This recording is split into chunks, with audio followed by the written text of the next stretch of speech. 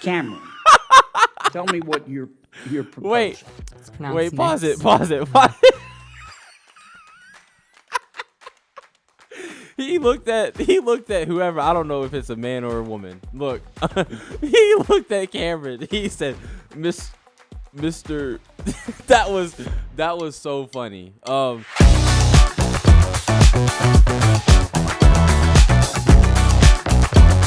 What's up, guys? Welcome to Let It Be Heard, where we are doers of the word, not hearers only. I'm your host, Jaden Hurd, and today we got an exciting episode. We're going to be talking about the IVF case here in Alabama. We're going to react to a couple of videos, including Senator Kennedy out of Louisiana. So funny. And then we got a great video regarding some black college shooters with some common sense. It's going to be a good one. Stay tuned. All right, guys. So we got a video here about Senator Kennedy. He killed it, okay, my friends. They were having disputes over whether or not little kids should be exposed to these books, that have very graphic content in it. He went back and forth with this guy. I think this guy, Cameron, who has mixed gender or whatever, and he went back and forth with some Democrat about this stuff, whether or not librarians should be determining whether or not little kids should be having, basically pleasures in their books. It's weird. Cue the video. It's pronounced mix. Mix. Synonymous with LGBTQ identity.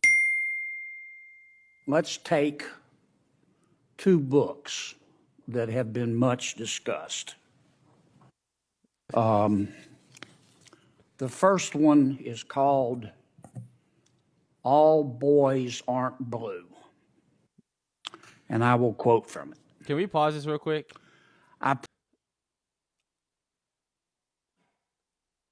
Senator Kennedy is by far the funniest senator I have ever seen in my life. He is so funny. I don't know specifically how he does in Louisiana. I don't know how Louisianans feel about him. I don't know his voting stuff, but he's good. He's so funny. And anyway, I'm loving this clip. Keep going. Put some on and got him on his knees. And I began to slide into him from behind. I pulled out of him and kissed him while he asked me to turn over while he slipped on himself. This was and I was struggling to imagine someone inside me. He got on top and slowly, it was the worst pain I think I have ever felt in my life. Eventually, I felt a mix of with the pain, close quote. All boys aren't blue. The second is another much discussed book. I'm sure you're familiar with it. It's called Genderqueer. Okay. Let me read an excerpt from that. Quote, I got a new harness today. I can't wait to put it on you. It will fit my favorite perfectly. You're going to look so hot. I can't wait to have your in my mouth. I'm going to give you the of your life. Then I want you inside of me. End quote. Now, Mr. Secretary, what are you asking us to do? Are you suggesting that only librarians should decide whether the two books that I just referenced should be available to kids? Real quick.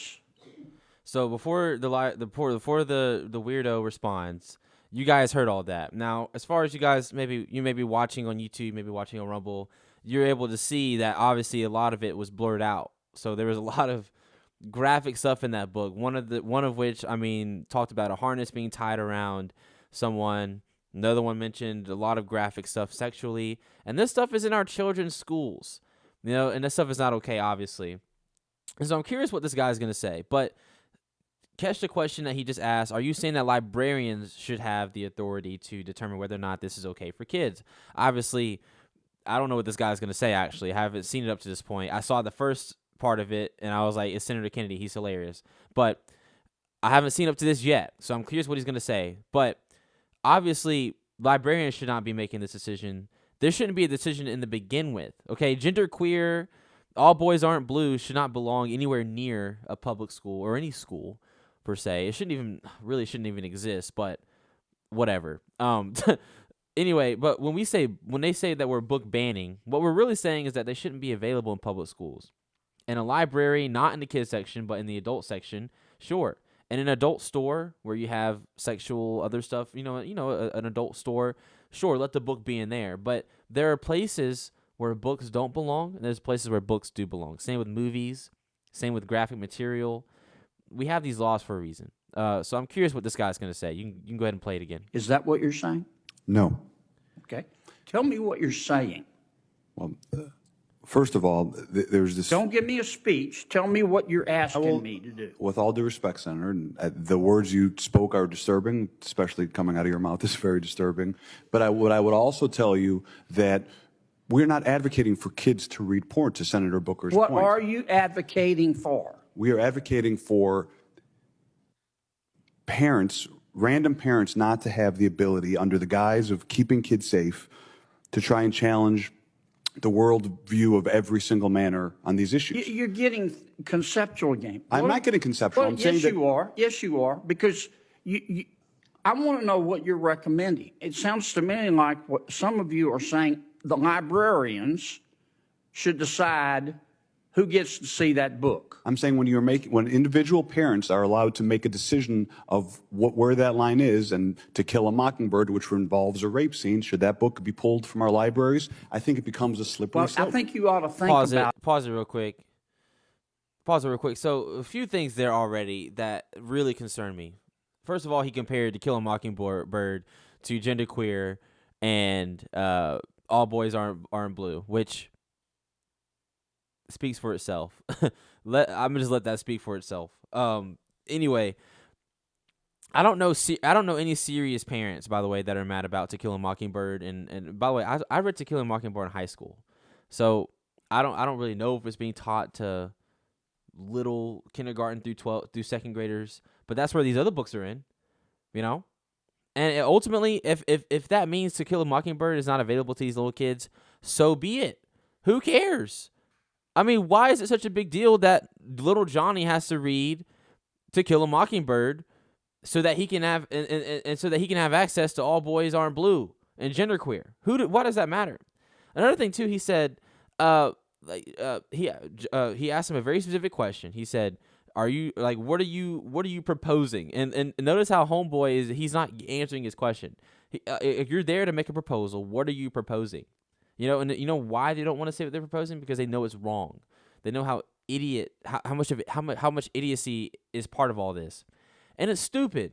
Okay, these are little kids. They shouldn't have access to these books. And he was talking about specific parents, random parents. My friend, parents know their child more than you do. And if we take rights from the parents to determine whether or not their kid gets educated on certain things and whether or not their kid attends a certain school, when you start putting restrictions on parents, that's when you become a tyrant, which is exactly what your so-called Democratic Party is against, right? Shouldn't we be giving more rights to individuals? Shouldn't we give more rights to parents who want control over their kids, which is a good thing, by the way? Parents who share concerns over their kids are not domestic terrorists, okay? They're not criminals. They love their children, and they want what's best for them, okay? Who are you to tell anyone, first of all, what their kid can and can't do? Anyway, let's see what John Kennedy has to say about this, because I can go on all day. it a little bit more before you come here. I've thought about If you're Senator- going to propose something, you ought to be able, in 30 seconds, to be able to explain Exactly. what you're Senator- asking us to do. Senator- Ms. Kelly, what do you There we go. understand? Move on. Well, let me skip you Okay. for a second. Mr.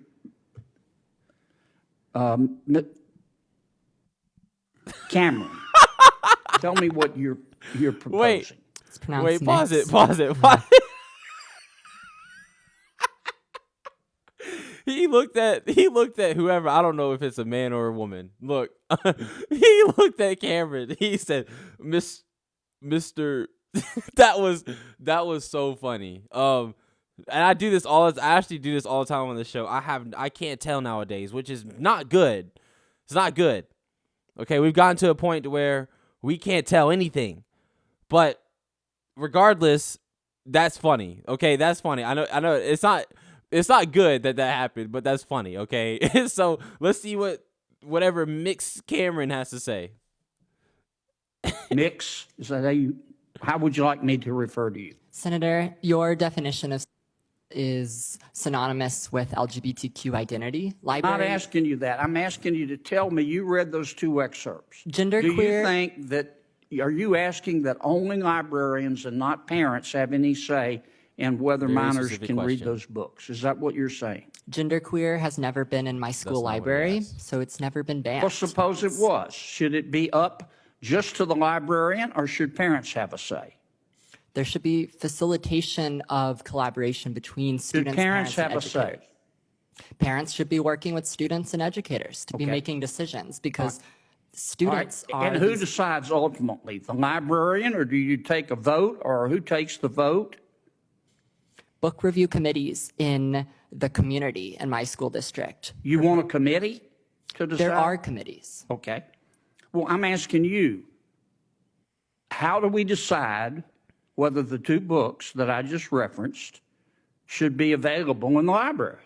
What would you, if you were running things, what would you do? All Boys Aren't Blue, the scene you mentioned, is about abuse. I know what it's about. It's not What would erotic. you do in terms of making the books available? Would you say anybody can see them, or they have to be in a special session? Students who do not read books like All Boys Aren't Blue cannot learn what is no. appropriate. I understand that. They cannot learn I understand, but none about of you want to abuse. answer my question. You come here and you say censorship is bad, and of course it's bad. But the obvious response is, okay, you heard the books we're talking about. Okay, we're not talking about Right. Catcher in the Rye. So tell me what you want, who gets to decide. And all I've heard is the librarians. And parents have nothing to do with it. And if that's your response, what planet did you just parachute in from? Parents, Senator. Or what country, more appropriately? This is not China. Parents, Senator, for all due respect, parents absolutely have a say. My parents were immigrants, came to this country. We never checked out books without our parents seeing what books we were reading. They encouraged us to read Mr. books. Secretary, I understand this is good for your politics back home. It's got nothing to do but with my I'm not- politics. My no, bill of is course passed. it does. My It bill is has passed. everything to do with your I'm here- I'm politics. here to- But you came here with a problem, and I'm trying to understand the solution, and you don't have one. We solved the solution. we solved the solution other in than to Illinois. tell us that we don't agree with you, you're on the wrong. We'll be on the wrong side of history. We solved the problem in Illinois. We fixed it because we. Well, there are passed laws others that you make- could work on. Well, that's why I'm out here of to help. time. I'm Thank you, gonna Mr. help. Yeah, Chairman. so there's a lot of stuff with that. I mean, ultimately, Kennedy's right. We're not talking about Catcher in the Rye. Okay, we're not talking about To Kill a Mockingbird. We're not talking about Of Mice and Men. We're not talking about Dr. Seuss. Okay, and the Cameron, whoever mixed Cameron, look. We talked about I think it was like maybe 20 episodes ago where this woman who's a teacher went by mixed pronouns or whatever. I don't know. There's no such thing as none of that stuff. I just ignore that stuff and laugh at it. But ultimately, I don't know what. I hope it's a he. I'm just gonna call him Mr. Cameron.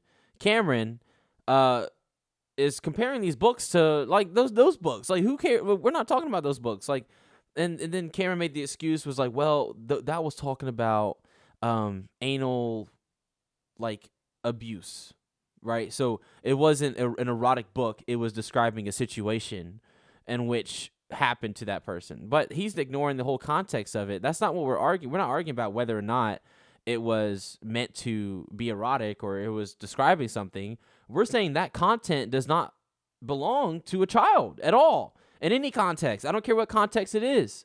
I don't care if the context was this, and that, and then none of you should be doing it. They shouldn't even be hearing it at all. They're too young to know about that stuff. There's a time and a place and a certain age where, okay, it's appropriate. And that should not be up to the school district. It shouldn't be up to the librarian. It should be up to the parent. Period, point blank. That's it. Okay? And ultimately, if we're going to move forward as a nation, we got to come together on this. And this has got to be, like, my friends, this is foundational. You know, a lot of people, I'll give you guys an example. A lot of people talking about unity in the church. Okay, there's all this division in the church. These Christians are divisive, and they don't love one another. They argue all the time. My friends, that's because we disagree with the fundamentals and the foundations of the basic teachings of Christianity all over the place. We can't get it right.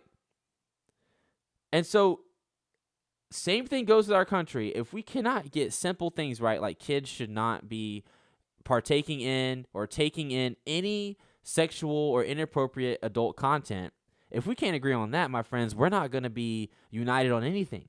That's basic.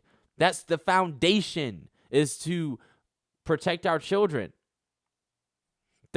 We've always done that, and now we're questioning it.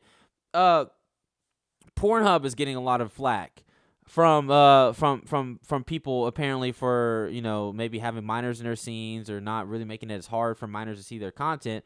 And you're seeing a certain group of people be very silent on it. Okay, conservatives and Christians are outspoken about the issues in the porn industry, but I have never seen a well-known, well-articulated mainstream leftist come out and say Pornhub needs to be shut down. As a matter of fact, they'll encourage it. They'll say, find yourself, seek yourself, enjoy your pleasures. You're a body, your choice. You know, it doesn't matter what age you are. We need to expose them to this so that they know how to handle it when they're older. That is sick and demonic. And frankly, I think a lot of these people belong in a mental asylum, if not prison. But regardless, that's all I got to say on this issue. Senator Kennedy killed it. For you Louisianans, man, you guys are lucky. You guys are real lucky, because we're going to talk about later on, not this episode, but probably next episode, on someone who's not doing as good of a job here in Alabama. A little spoiler for a future episode there, but Louisiana, you guys got a good senator over there. I appreciate you guys. That'll be the video, guys. Thank you guys for watching. We're going to move on to the next story here. We're going to be talking about IVF in Alabama, so stay tuned. All right, so if you guys don't know about the case in Alabama, there's some good news and some bad news with this. Mostly bad news now. Now that some time has gone by and whatever. Long story short, the Alabama Supreme Court is epic. Based, epic, red-pilled, Christ-pilled, truth-pilled, all of the above, right? We love the Alabama Supreme Court. What they decided to do was actually, you know what? Let's just read the article. I feel like the article is going to do a lot better than I will, okay? So this article is going to be from Students for Life. It's written by Savannah Daretich from Students for Life, and we're just going to summarize basically the situation going on in Alabama regarding IVF and the personhood of embryos. So in meetings on Capitol Hill, attorneys and research associates have been discussing the implications of the case. Here's what you need to know regarding the ruling in Alabama. This decision in no way prohibits the use of IVF. And by the way, what they're talking about is the Supreme Court. Responsible IVF clinics are allowed to operate in Alabama according to the Alabama decision. It states, in Alabama, the only statutes that mention IVF address the issue of determining parentage of children conceived through IVF, but they do not govern the practice of IVF itself. So let me give you guys a little background of this. The Alabama Supreme Court determined that IVF clinics who have frozen embryos, and if you guys are if you're a conservative, if you're a Christian, or if you're pro-science, if you believe in science, these embryos, which are already conceived, are fully human beings. They are persons. Okay, they're past conception. These are human beings just like you and I, made in the image of God. Okay, scientifically they're alive too. 96% of biologists say that life begins at conception. And so these little embryos and these little trays are human just like you and I are. And so what happened was this couple who was infertile, or at least the woman was infertile, they sued an IVF clinic because basically I don't know the details of whether or not they intentionally or not intentionally did it, but they basically discarded some embryos, okay, a.k.a. mass murder. And long story short, this case went up to the Supreme Court where whether or not these frozen embryos can be determined as human beings. And Alabama did what was right. The Supreme Court did what was right. They determined that they're going to go with the scientific definition of life. They're going to remain consistent on something that's already determined in Alabama, which is life starts at conception. We have a conception bill here in Alabama. We had a trigger law that was passed as soon as Roe v. Wade was overturned. Former fetus right here. And basically they remain consistent. And what they did was they determined that, yes, those embryos that were discarded by the IVF clinic, that was a life. Those were human beings. And yes, you can be charged for 100 counts of manslaughter. You can be charged for 100 counts of murder, whatever it is. And I'm okay with that. A lot of you, again, I understand IVF may be a losing issue for Republicans. I think a Republican here in the South lost their seat because they stood on business regarding IVF. But and you know what, my friends, ultimately we stand on principles. We don't stand on election votes. We don't stand on bogus things like that. Do not run your campaign based on the backs of killing children. Don't do that. Okay? That's demonic. Anyway, I'm getting off track. So anyway, Alabama made the right decision. They determined that whatever happens to these embryos is on the IVF clinic. Well, this caused the IVF clinics to go in a panic.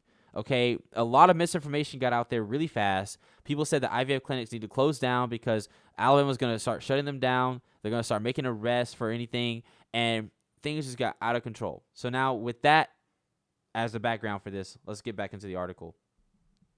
According to Ed Willen from the National Review, there is no link between the Dobbs decision and this Alabama case. Members of Congress and state legislators are claiming this is all because of the Dobbs case overturning Roe v. Wade. The truth is, see, you guys, there's a lot of misinformation out there. The truth is, the state of Alabama, along with several other states, already recognize that a preborn baby is a child. Way before the Dobbs decision. Again, my friends, it was a trigger law. Also, the Dobbs decision does not define when life begins, nor when does a child become a child, which is what the premise was of this Alabama case. So again, this Alabama case had nothing to do with Roe v. Wade. It had nothing to do with anything regarding that, but it did clarify the definition of life, not because of the Dobbs case, but because of an already predetermined definition that Alabama had already believed in, which is that life begins at conception. This case came about from multiple Alabama families who discovered the negligence of an IVF clinic. So we already talked about that, and this is what happened. The families who discovered this sued the IVF clinic under the state's Wrongful Death of a Minor Act, which was passed in Alabama in 1872. And basically, long story short, the civil law allows for both the compensatory and the punitive damages, and that any alternative, the clinic was liable under claims of negligence and wantonness, for which they sought compensatory damages, including damages for mental anguish and emotional distress. So, long story short, yeah, again, this couple sued, and we know all about all that. Okay, so using the Wrongful Death of a Minor Act held up in the Alabama courts because the Alabama Constitution recognizes the preborn are children. So, again, Alabama already recognizes these preborn children as children. So they qualify for this Wrongful Death of the Minor Act, whereas the IVF clinic can be held responsible for negligence. Okay, which I believe is a good thing. This is what the Alabama Supreme Court upheld. This article states, to further note, 39 states have fetal homicide laws and statutes, even in pro-abortion states, including New York, California, and Massachusetts. This confirms that it's not unusual for a state to recognize the preborn as children to be protected in certain circumstances. If you guys don't know what this is talking about, basically what happens is if you're pregnant and someone comes and stabs you and you die and the child inside you dies, the state would recognize that as a double homicide. So the state, even in New York and California, those states even recognize, like whether or not they realize it or not, as they recognize those preborn children as children, which is a good thing. That's consistent with science. That's consistent with the Bible, okay? And that's consistent with truth, basic truth, and common sense, okay? You know what I'm saying? We're not going to have any oak trees without acorns. You know, we're not going to have any acorns without oak trees. We're not going to have any babies without, mothers, and we're not gonna have any mothers without babies. You know what I'm saying? Like it's a continuous cycle. You know, the Bible says, "Be fruitful, multiply." You know, so it's common sense. According to Emma Waters, who is a research associate at the Heritage Foundation, neglecting or destroying embryos is not essential for IVF. The top priority in IVF should be the well-being of the children, not profit or carelessness. I'm tired of my money going to fund abortion. I'm tired of my money going to fund big pharma and vaccines. And I bet you guys are tired of it too, which is why we highly recommend Patriot Mobile. Americans have had enough of supporting companies that hate our values. Are you tired of compromise? It's time to switch to Patriot Mobile, America's only Christian conservative wireless provider. They are an example of putting the cause ahead of its profits, and that's why I am proud to partner with them. Patriot Mobile offers dependable nationwide coverage, giving you access to all 3 major networks, which means you can get the same coverage you've been accustomed to without funding the left. Now, when you switch to Patriot Mobile, you support the First Amendment, the Second Amendment, the sanctity of life, our military, veterans, and first responder heroes. Their 100% US-based customer service team makes switching very easy. You get to keep your number, you get to keep your phone, or you can choose to upgrade. Their team will help you find the best plan for your needs. Just go to patriotmobile.com/herd or call 972-PATRIOT. If you use my code HERD, you get a free activation. So guys, go ahead and switch over. Stop giving your money to companies that hate you and go to Patriot Mobile and use code HERD. I'll see you guys over there. All right, so we have a video right here, and it's honestly my favorite one that we've watched so far, despite Senator Kennedy did a great job. This one is going to be really funny because black people actually have some common sense on these college campuses. Check this out.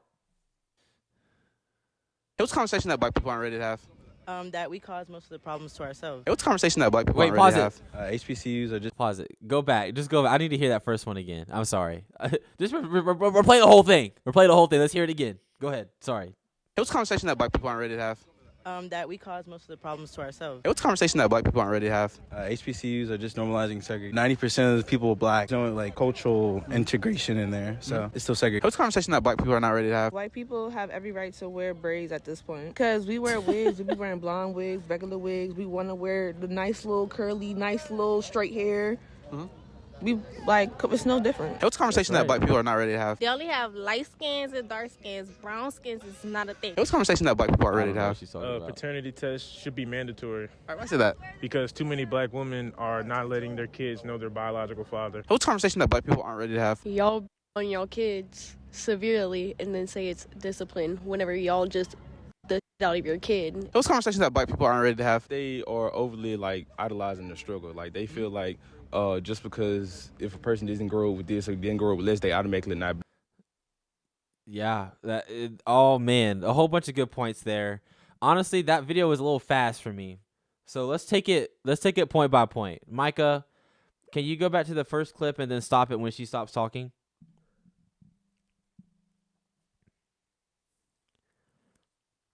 All right, you can go ahead and play it. It was a conversation that black people aren't ready to have.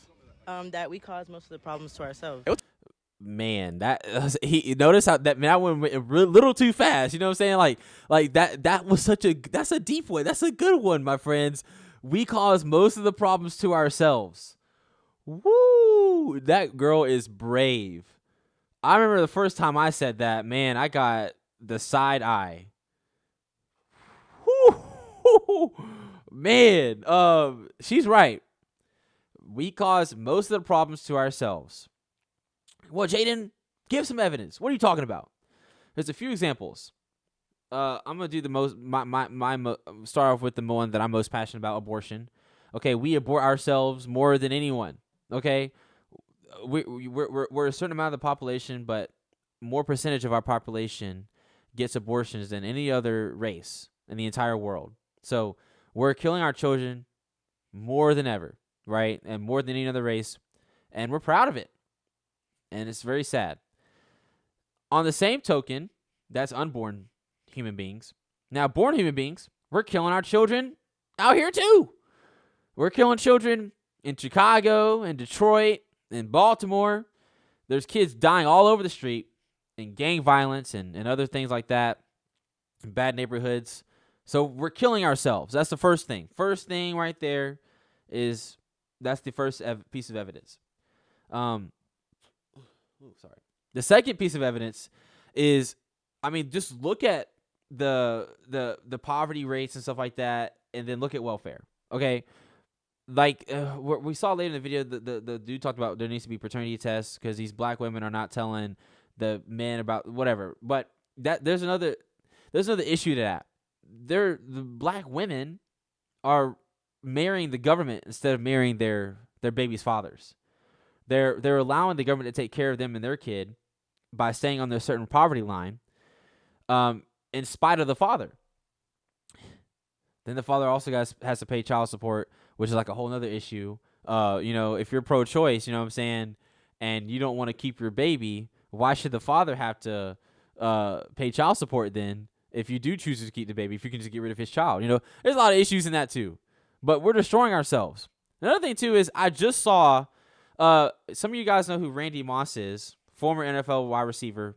In my opinion, the greatest wide receiver of all time. Well, he just opened up this chicken joint. I forgot what it's called, but whatever. You guys can look all this up. And what happened was, they opened it up in I think maybe a 80% white community, but the owner is Randy Moss, but the manager of it is also black, and a lot of the employees there are black too. And they had this grand opening, and a whole bunch of people came out. There was a line all the way wrapped around the building, whatever. And the manager, a few months go by, and he's getting all these bad reviews. This isn't Randy Moss, by the way, saying all this. This is the manager. He's getting all these bad reviews, and everyone's just mad at him on Facebook because he's pulling the race card. He's saying, well, you know how it is out here, when you have a business, especially a black-owned business, it's a lot harder than the other race. Development in the heart of Huntington has turned into controversy after accusations of racism and discrimination went viral on social media. We're talking about Crispy's Chicken. It's the restaurant owned by NFL Hall of Famer Randy Moss. But as 13 News reporter Jordan Meade tells us, the manager of the restaurant says the community isn't supporting the business, and he claims it has nothing to do with the food. The original video. Great energy, great food. Randy Moss took his time out, invested his money. That sparked it all. But since we've been here for the past few months, it has been nothing but negativity from the community not supporting. That's the manager of Crispy's Chicken, a fast food restaurant in Huntington. In the video posted just last week, he lashes out at the community, saying their criticism goes beyond the food and service. The entire community is filled with negativity. Being an African-American company, this is what we deal with on a regular basis. Unfortunate, we're not the other color, which is unfortunate to you guys, because if we were the other color, I'm sure it would be a lot more respect. After the backlash from his post, the manager, who would only tell us his first name, called out a local host of a podcast to do an interview. We tried to be positive and having a positive effect on the community, but he just wasn't having it. But from that interview came more controversy. This ain't happened by coincidence. We had to hustle and sacrifice to build this brand every day for our own people to come in there and spread lies on the internet over and over. And what did everybody in the community do? They went right along with the story and said, I'm not going to Crispy's because that's what Crispy's did. So I said, you know what? Why should we sit back and continue to take this bullying? Mm-hmm. Why should we sit here? Mm-hmm. Why should we do that? So it's good for you to speak out, but when we speak out and want to speak on it, it's a problem. Y'all want to flip it into, oh, it's a black and white thing. I never once mentioned. I said, because I'm not the other color, we don't get the same respect. That's from Indians to Chinese to Caucasian to the next. That's the facts. I never said white or black because this is not what it was about. It was about not being another color and getting the respect that we deserve. Mm-hmm. Period. We came to give you a great product. Great packaging. And we also, let me tell you something, we came here to hire within our community. But what did our community do? They tore us down, like they always do. The African-American community, we are known to tear each other down. The Chinese is not known for it. The Europeans, nobody else is known for it. That's why you got all these 7-Elevens and all these franchise companies, because the Indians stick together. I mean, the Indians, right? Yeah. I'm saying Indians. They stick Whatever together. race. Whatever race. That's something that Talk Huntington host David Williams, who goes by the on-air name of Alligator Jackson, says he tried to de-escalate while addressing complaints. 13 News spoke to Kurt today. He doubled down on his statements. Anybody that misunderstood what I said on that video, you have to think. It was clear as day what I said. It was clear. It was clear that that's what African Americans been going through for centuries. It's clear. But you know what these people did on that post? They took it and made it a race thing. That's what they did. They made it a black and white thing. And for me, if you feel like it was a race thing, then in my opinion, it hits your heart. So maybe it is a little bit of racism within yourself. Mm-hmm. Because if it touched you that much, that must be you. You know, and I'm like, what do you mean by that? And if you go to the reviews have nothing to do with the fact that they're a black-owned business, have nothing to do with Randy Moss, have nothing to do with him. The reviews are talking about how the food safety. Okay, so they came out with a commercial, and I guess we could find videos of all this stuff, but this is easy. You can look all this up, my friends. Just look all this up, okay? And they came out with a commercial, and on the ads, they're breaking food safety protocols on their social media ads. And the comments are pointing all this stuff out, and yet the dude is blaming the community for not supporting him. And that's what he said. He said, and you know what? It's the black community that tears each other down more than any other community, which is actually true. He's right on that. But he's blaming the community for his faults. And that's another thing that the black community does wrong. The black community does not have any kind of self-accountability. They're a victim community. They're a victim culture. I'm the victim. You're doing something wrong to me, even if you're also black. You know, I can't take accountability for anything I do because it's not my fault. There's this invisible hand over me that's controlling me and keeping me down called systemic racism. So anyway, what's the next clip, Micah? The one after this one. I forgot. You know, I lost track because I went on a rant. It's a conversation that black people aren't ready to have. HBCUs are just normalizing segregation. 90% of the people are black. There's no like cultural integration in there, so it's still segregated. It's a conversation that black people are not ready to have. Yeah. That's all I needed. That's all I needed. So even on campuses, by the way, on diverse campuses like Auburn University, Auburn doesn't have this, by the way, but there are campuses around the country that do, where they have black-only dormitories. They have black-only graduations. You know, and what we're segregating ourselves? Like, what are y'all doing? So yeah, HBCUs, black-only graduations, black-only dormitories. We have a black national anthem now for you NFL fans. I hope you guys enjoyed that. But all this black-only stuff, we're segregating ourselves. What happened to, you know, wanting to, you know, not look at people by the concept of their skin color, but their character? You know, what happened to Martin Luther King? You know, but all that's thrown out the window now. And so, but that's what we're doing. We've now decided that we're going to segregate ourselves, which, again, these aren't my words, bro. These are just your average college black students right here. I found this video on TikTok. It is great. Okay, this isn't just me spewing my propaganda. I'm just repeating their talking points. Play it again, Micah, the next one. Sorry. White people have every right to wear braids at this point. Because we wear wigs. We be wearing blonde wigs, regular wigs. We want to wear the nice little curly, nice little straight hair. Mm-hmm. We, like, it's no different. It's a conversation that black people are not ready to have. That's good. She's right. There's hypocrisy in the black community where you're white, you can't do this, but I can because I'm black. So I can wear your hair, but you can't wear my hair. Which, by the way, if I'm honest with y'all, just wear your natural hair, how it looks, okay? This is maybe a hot take, but, I mean, if you're white, just wear your hair the way it's supposed to be and the way it is. If you're black, wear your hair, okay? You don't need wigs. You don't need all this other stuff. You can get, like, maybe extensions or maybe, I don't know, but maybe get the head and shoulders stuff. Take care of your hair. That's good and all. I mean, do some hair care, but, you know, there's no need to, like, get wigs and make it all crazy and stuff. It's just hair. Okay, it's okay. Okay, your head is gonna be okay. It's protected. Okay, and you look fine with the hair that God gave you. Okay, I promise you, God gave you the hair. You can figure out something good to do with that hair. You know, that's all I'm saying. But but she's right. There's a lot of hypocrisy. There's not just hypocrisy with the hair stuff, but I don't think anyone should be saying it. But the N word, okay?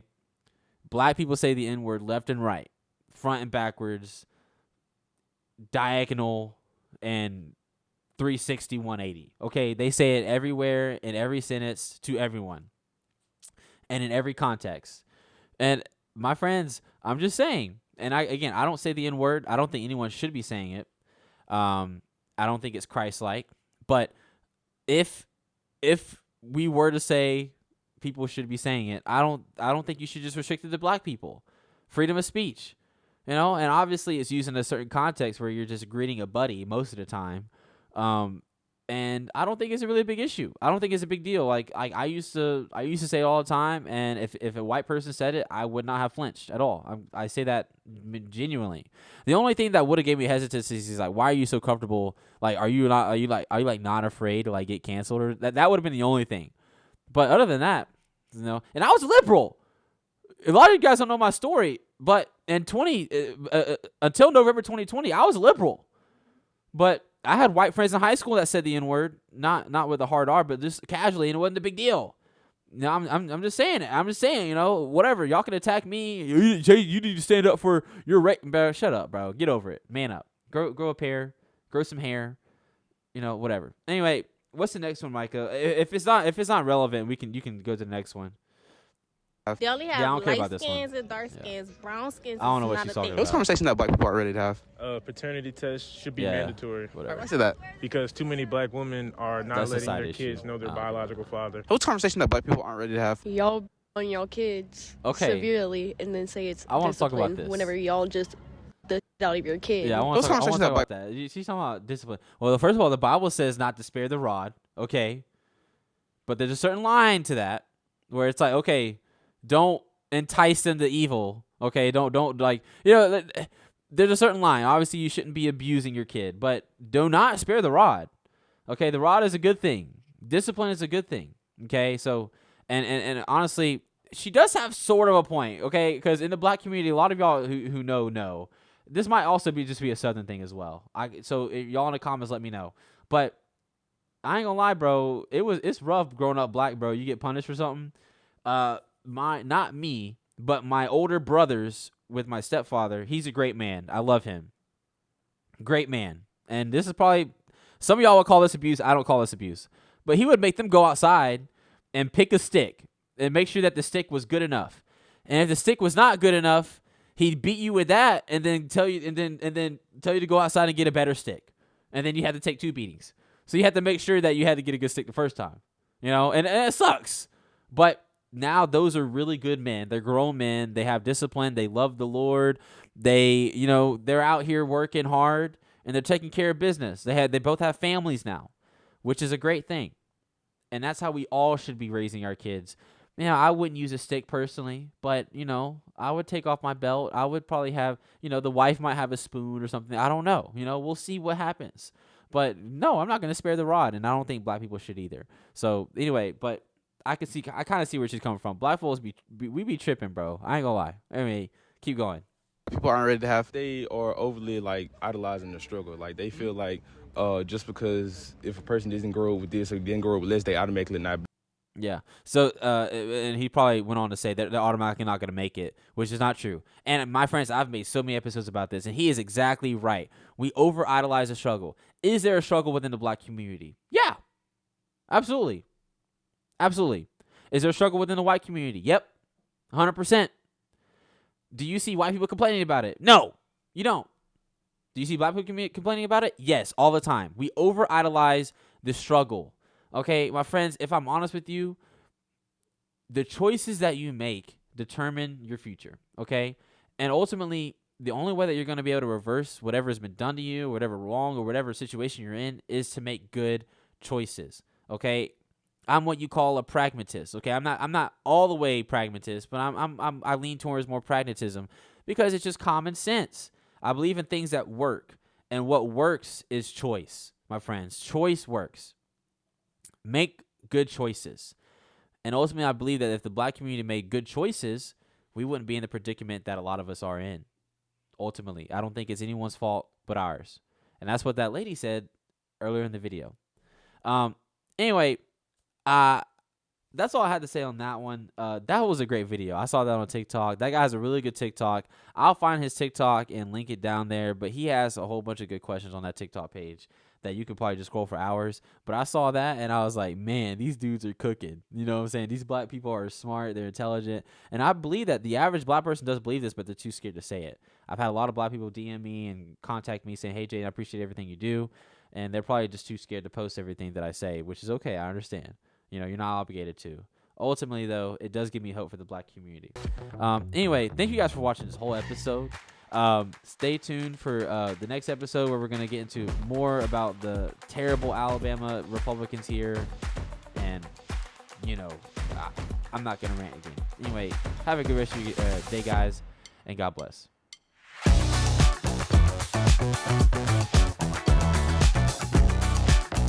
Thank you guys so much for watching this video. Be sure to check me out on Instagram, TikTok, and X. And be sure to hit that follow button and that join button if you're here on Rumble. It'll take you over to our local channel where you can further support the show and get access to additional content. If you're on YouTube, hit that subscribe button and that like button. And if you're listening on Spotify, Apple Podcasts, whatever you're listening on, give us a 5-star rating and share with your friends and family. Again, thank you guys so much, and God bless.